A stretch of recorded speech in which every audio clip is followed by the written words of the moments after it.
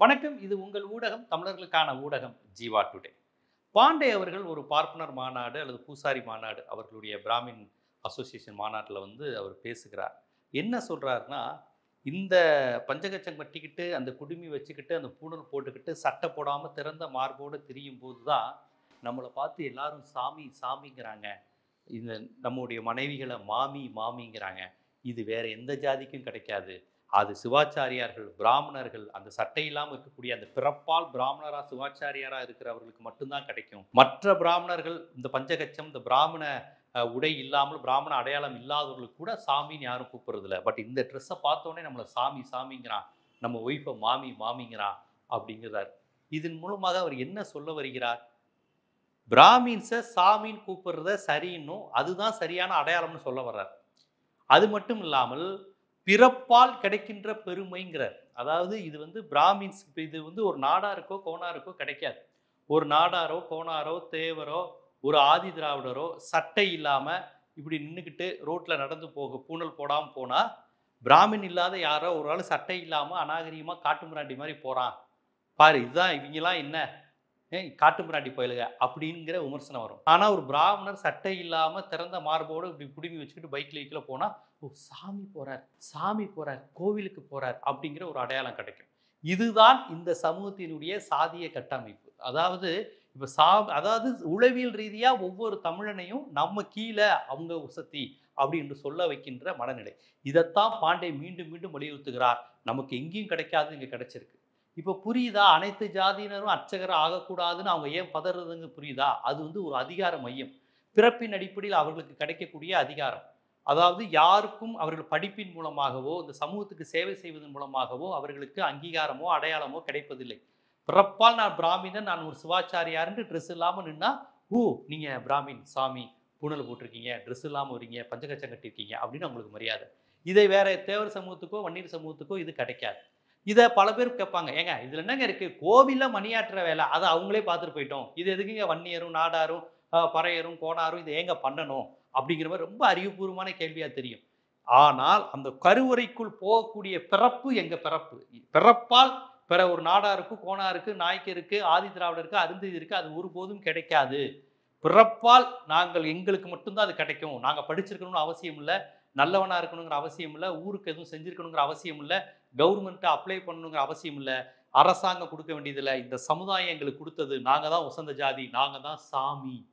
இதுதான் இதுதான் பெரியார் சொல்லக்கூடிய இந்த சாதிய கட்டமைப்பு. பலர் வந்து அவன் எங்க அவன் பாம்போல இருக்கிறானே, அவன் கோவிலுக்குள்ள மணியாட்டிக்கிட்டு இருக்கிறானே, இவன் தான் எஸ்சி இன்னைக்கு கலெக்டர் ஆயிட்டானே, தேவர் கலெக்டர் ஆயிட்டான், வன்னியர் கலெக்டர் ஆயிட்டான், எல்லாம் பெரியாரிஸ்டுகள்லாம் இந்த தேவர் வன்னியர் எஸ்சி ஆதரிப்பாங்க, இப்படி ஆன்டி பிராமினா பேசலாமா அப்படிங்கிற மாதிரியான பலர் வந்து ரொம்ப அறியாமலே கேள்வி கேட்பாங்க. சில பேர் திட்டமிட்டே கேள்வி கேட்பாங்க.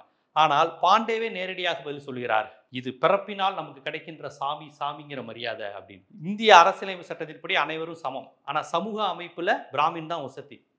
அதைத்தான் அவங்க மரபுகள் சட்டம்ங்கிற பேர்ல இன்னும் பாதுகாத்துட்டு வராங்க. இதனாலதான் பெரியார் வந்து சாதியை பாதுகாக்கிற சட்டத்தை கொளுத்தினார். இன்னும் மரபுகள் என்கிற அடிப்படையில் தொன்று தொட்டு பின்பற்றி வருகின்ற பழக்க வழக்கங்கிற அடிப்படையில் அவங்க இதெல்லாம் இது பண்ணிட்டு வராங்க. இதனால தான் தமிழர்களை பார்த்து பார்ப்பனரை வந்து பார்ப்பனர்னு சொல்லு, பிராமின்னு சொல்லாத, ஐயர்னு சொல்லாத, பார்ப்பனர்னு சொல்லுன்னு சொல்லு. ஒவ்வொரு விஷயத்துக்கு முன்னாடி ஒரு மிகப்பெரிய அரசியல் இருக்கு, ஒரு சுயமரியாதை இருக்கு. இப்ப பாண்டே ரொம்ப ஓப்பனா சொல்லிட்டாருல, பீகார்ல இருந்து இங்க வந்துகிட்டு எங்களை பார்த்து நீங்க சாமின்னு சொல்லுவீங்க, எங்க வீட்டு பொம்பளையால பார்த்தா மாமிங்குவீங்க, எங்களை சாமின்னு சொல்லுவீங்க, நாங்க ட்ரெஸ் இல்லாம போவோம், வெறும் பூணல் மட்டும் போட்டு போவோம், பஞ்சகச்சம் கட்டிக்குவோம், இது இந்த ட்ரெஸ்ஸை பார்த்தோன்னே உங்களுக்கு மரியாதை வரும்னு சொல்கிறாரா இல்லையா? இதுதான் பிறப்பின் மூலம் அவர்களுக்கு கிடைக்கக்கூடிய அங்கீகாரம். இந்த நாட்டினுடைய நியமன பதவிகள் எல்லாமே இந்த பிறப்பின் அடிப்படையில் தான் எல்லாமே கிடைக்குது, சுப்ரீம் கோர்ட் ஜட்ஜில் இருந்து. ஆனா இது மற்றவர்களுக்கு ஏன் கிடைப்பதில்லைன்னு கேட்டா, ஓ இடஒதுக்கீடு கேட்குறியா, சலுகை கேட்குறியான்னு அதை வந்து தகுதியோடு தொடர்புபடுத்துவது. இப்போ இது என்ன தகுதி, இவர்களை சாமி என்று ஆக்கியது என்ன தகுதி? ஒரு ரெட்டியாருக்கும் பார்ப்பனருக்கும் என்ன வித்தியாசம்? ஒரு கோணாருக்கும் மறவருக்கும் இருக்கக்கூடிய அதே உடல்வாகு, அதே அறிவுத்திறன், அதே மூளை தானே அவருக்கு இருக்கு. அவரை பார்த்து மற்றவெல்லாம் சாமின்னு சொல்லணும்னு எதிர்பார்ப்பது என்ன இது? இங்கே தான் நம்ம இதை புரிஞ்சுக்கணும். அது மட்டும் இல்லை, இந்த கோலத்தில் ஒரு பிராமணர் வந்து கொலையாளியாக இருந்தால் கூட அவரை பார்த்து சாமி நம்ம மரியாதை தருவோங்கிற ரேஞ்சுக்கு ஒரு வார்த்தையை சொல்கிறார். கொலையே செஞ்சிருந்தாலும் இந்த உருவத்தில் இருக்கும்போது ஒரு மரியாதை கிடைக்குங்கிறார். யாரை சொல்கிறாரு, யாரை போட்டு கொடுக்குறாருன்னு சத்தியமாக தெரியல. சொல்கிறது நம்ம கிடையாது, அவரே தான் சொல்கிறார். அப்போ இந்த இடத்தில் தான் வானதி சீனிவாசன் அவர்கள் குலக்கல்வி திட்டத்தை நீங்கள் ஏன் ஆதரிக்கலன்னு ஆசாரி சமுதாயத்தினரை பார்த்து கோவப்படுறார். யார? பிராமின்ட்ட கோவப்படுறது இல்ல. அதாவது யாரையெல்லாம் இழிவுபடுத்துதோ அவங்கள்ட்ட போய் அதை பிரச்சாரம் செய்வது. ராஜாஜி அவர்கள் குலக்கல்வி திட்டத்தை யார்ட்ட அறிமுகப்படுத்துறாரு? நாவிதர் மாநாட்டிலயும், வண்ணார்கள் மாநாட்டிலயும் போய் நீங்க பாதி நேரம் நீங்க வேலை செய்யுங்க. உங்க பிள்ளைங்க கொஞ்ச நேரம் படிச்சுட்டு கொஞ்ச நேரம் வந்து உங்க வேலையை செய்யட்டும். உங்களுக்கு ஒத்தாசையா இருக்கட்டும்னு நாவிதர், வண்ணார்லாம் கை தட்டுறாங்க. ஏன்னா அது கேட்க நல்ல விஷயம் மாதிரி தெரியும். ஆனா அதனுடைய ஆப்பு என்னன்னா, போதுண்டா உங்க ஆத்து பிள்ளைங்களா எங்க ஆத்து பிள்ளைய மாதிரி படிக்க வந்துட்டா அப்புறம் உங்களுக்கு எங்களுக்கு என்னடா மரியாதை இருக்கு? நீ என்ன இருந்தாலும் துணி விழுக்கிறத தவிர்த்து உன் பிள்ளை வேற வேலைக்கு போயிடக்கூடாதுங்கிற அந்த மனுதர்மம் தான் அதுல இருந்தது. அதனால தான் காமராஜர் உட்பட ராஜாஜியை எதிர்த்து போர்க்களம் கண்டதுங்கிறது தமிழ்நாட்டினுடைய வரலாறு. இன்னைக்கு அந்த குலக்கல்வி திட்டத்தை ஒரு பிற்படுத்தப்பட்ட சமூகத்தை சேர்ந்த வானதி சீனிவாசன் ஆசாரி சமுதாயத்திட்ட போய் நீங்க தான் குலக்கல்வி திட்டத்தை ஆதரிக்கணும். அவங்க ஏன் ஆதரிக்கிறாங்க? ஏன் ஆசாரி பையன் ஆசாரியா தான் வரணுமா? ஆசாரி பையன் இன்னைக்கு எத்தனை பேர் டாக்டர் ஆயிருக்கு? இன்னைக்கு திராவிட இயக்க ஆட்சிக்கு வந்ததுக்கு பிறகு, நீதி கட்சியினுடைய புரட்சிக்கு பிறகு எத்தனை பேர் இன்னைக்கு டாக்டர் ஆயிருக்காங்க, இன்ஜினியர் ஆயிருக்காங்க, ஜட்ஜ் ஆயிருக்காங்க. இப்போ அமெரிக்கா, லண்டன் வெளிநாடுகளுக்கு போயிருக்கிறாங்க. அவங்க ஆசாரி வேலை பார்த்துட்டே இருந்தா அப்படி ஆயிருக்க முடியுமா? இதெல்லாம் அவர்களுடைய நிலையை அப்படியே பெருமைப்படுத்தி, புனிதப்படுத்தி அவங்க அடுத்த நிலைக்கு போக விடாம தடுக்கிறது. நாடார் வீட்டு பையன் பலசர கடை தான் வைக்கணுமா? அப்ப அருந்ததியர்கள், ஒடுக்கப்பட்டவர்கள் அவங்க வந்து அந்த எளிய மக்கள் வந்து என்ன தொழில் செய்யணும்? அவங்க விவசாய கூலிகளா இருக்கணும், செருப்பு தைக்கணும், துப்புரவு தொழில் பண்ணணும். அதை தாண்டி அவங்க வீட்டு பையங்க டாக்டரா, இன்ஜினியரா வந்துடக்கூடாது.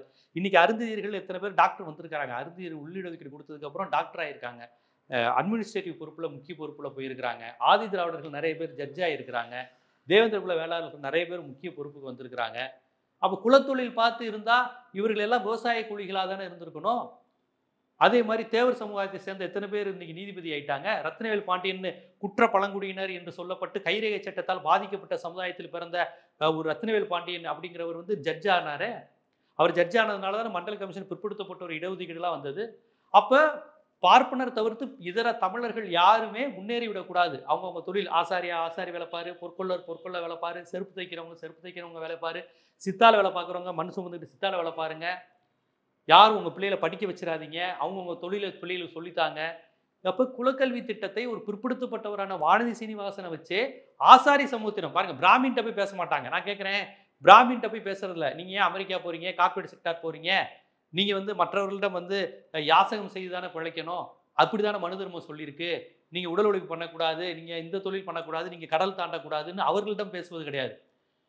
கொஞ்சம் கொஞ்சமா முன்னேறி வருகின்ற பிற்படுத்தப்பட்ட பட்டியல் சமூகத்தினரிடம் போய் உன் குலத்தொழில் தெரியுமா? நீ இந்து மதத்தில் முக்கியமானவன், நீ விஸ்வகர்மா, நீ வந்து சத்திரியர் அப்படின்னு சொல்லி அவர்களை அப்படியே பின்னோக்கி இழுக்கின்ற வேலைகள் தான் இவர்கள் செய்து கொண்டிருக்கிறார்கள். அதனால பாண்டே போன்றவர்கள் வெளிப்படையாக நாங்க பிராமின்ஸ், எங்களை சாமின்னு சொல்லுவாங்க, இது நமக்கான பெருமை, இது நம்ம பிறப்பின் அடையாளம்னு ரொம்ப வெளிப்படையாக பேசுகிறார். நான் உண்மையிலே பாண்டேவை பாராட்டுறேன். அவர் மறைமுகமாவோ சூசகமாவோ தேடி பாயிண்ட்ஸ் கண்டுபிடிக்கிற மாதிரி இல்லை. வெளிப்படையா நாங்க பூணல் மட்டும் போட்டுட்டு அப்படி பஞ்சகச்ச கட்டினா எங்களை சாமி சாமிங்குவீங்க, எங்க ஒய்ஃபை பார்த்தா மாமி மாமிங்குவீங்க. அதோட அர்த்தம் என்ன? வேற யாருக்கு இது கிடைக்காது. என்னதான் ஒரு ஒரு கோணாரோ, ஒரு மறவரோ, ஒரு அகமுடியரோ படிச்சாலும் முன்னேறினாலும் கோடி கோடியா சம்பாதிச்சாலும் சாமிங்கிற இடத்துக்கு வர முடியாது. உன்னை விட பல மடங்கு பொருளாதாரத்துல கீழே இருக்க ஒரு ஏழை பிராமணரை பார்த்தா நீ சாமின்னு சொல்லணும். ஏன்னா பிறப்பால் நான் உயர்ந்தவன், நீ வந்து எனக்கு கீழானவன். இதை வந்து இந்த 2024 பீகாரிலிருந்து வந்த பிராமணரான பாண்டே ரொம்ப துணிச்சலா அவங்க ஜாதி மாநாட்டில் சொல்கிறார் என்றால், இன்னொரு புறம் பிற்படுத்தப்பட்ட சமூகத்தை சேர்ந்தவர் ஒரு பெண், இந்த நீதி கட்சி சமூக மாற்ற இயக்கங்களின் புரட்சியால் இன்று ஒரு பொது வாழ்க்கையில் இருக்கக்கூடிய வானதி சீனிவாசன் அவர்கள் ரொம்ப வெளிப்படையா பிற்படுத்தப்பட்டவங்க அவங்க தொழிலெல்லாம் செய்யணும், ஆசாரி அந்த ஆசாரி தொழிலெல்லாம் செய்யணும், ஆசாரி போய் இன்ஜினியர் ஆக முடியாது, ஸோ உங்களை புனிதப்படுத்துகிற குலக்கல்வி திட்டத்தை ஆதரிங்கிற மாதிரி அவர் பேச வைக்கிறார். இதுதான் இந்துத்துவத்தினுடைய டாக்டிக்ஸ். ஒரு பார்ப்பனர் வெளிப்படையாக பார்ப்பன பெருமை பேசுவதும், ஒரு பிற்படுத்தப்பட்டவரும் பார்ப்பன பெருமை பேசுவதும், குலக்கல்வி திட்டத்தை ஆதரிப்பதும், அவர்களை வைத்தே அவர்களை இழிவுபடுத்த வைப்பதுதான் அவர்களுடைய பெருமை. அதை மிக தெளிவாக அவர்கள் செய்கிறார்கள். புரிந்து கொள்ள வேண்டியது தமிழர்கள் தான்.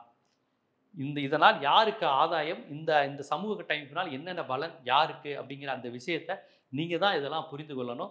இந்த மாதிரியான அரசியலை புரிஞ்சுக்கோங்க. நீங்க உடனே ஒரு ஒரு ஒரு வன்கொடுமை நடக்குதுன்னா, பிராமணர்கள் இதுவரையும் எந்த சாதி கொடுமையும் பண்ணதில்லை, யாரையும் அடிச்சதில்லை, இதுவரையும் ஆணவ கொலை செய்ததில்லை, இந்த மாதிரியான டயலாக்கை சொல்லி அவர்களை பாதுகாக்கிற வேலையில் இருக்கு.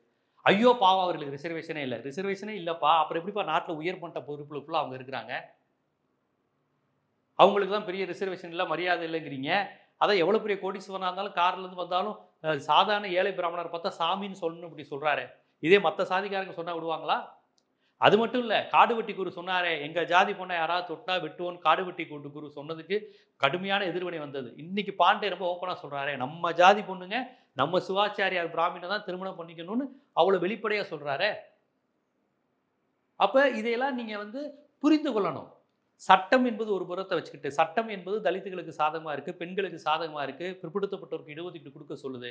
ஆனால் அந்த சட்டத்தை எல்லாம் தூக்கி வச்சுட்டு, சமூக பொது புத்தியில பிராமின்னா ஒசத்தி, தேவர்னா கீழ, வன்னியர்னா கீழ, ஆதி திராவிடர்னா கீழ, பிராமின் தான் ஹையார்கிங்கிறத அவர்கள் வாயாலேயே, ஒவ்வொரு பிசி, எஸ்சி வாயாலேயே ஒத்துக்கொள்ள வைப்பதும், மைண்ட்ல ஏத்துவதும், அவங்க மைண்ட்ல இந்த தாட் ப்ராசஸ பதிப்பதும் தான் இவர்களுடைய வேலையாக இருக்கிறது. இந்த விழிப்புணர்வை நீங்கள் பெற்றால் மட்டுமே சமூக மாற்றத்தின் அடுத்த கட்டத்தை உணர முடியுமே ஒழிய, ரொம்ப மேலோட்டமா இந்த அரசியலை புரிந்து கொண்டால், தொடர்ச்சியாக பிற்படுத்தப்பட்டவர்கள், பட்டியல் சமூகத்தினரின் மீது இவர்களுடைய ஆதிக்கம் என்பது தொடரும் அப்படிங்கிற உண்மையை நீங்க தெரிஞ்சுக்கணுங்கிறதுக்காக தான் இந்த காணொளி. இது போன்ற அரசியல், பொருளாதாரம், சமூகம், சினிமா போன்ற பல்வேறு விழிப்புணர்வு காணொளிகள் உங்களை வந்து சேர்வதற்கு ஜீவா டுடே சேனலை சப்ஸ்கிரைப் பண்ணுங்க, ஆதரவு தாங்க. நன்றி.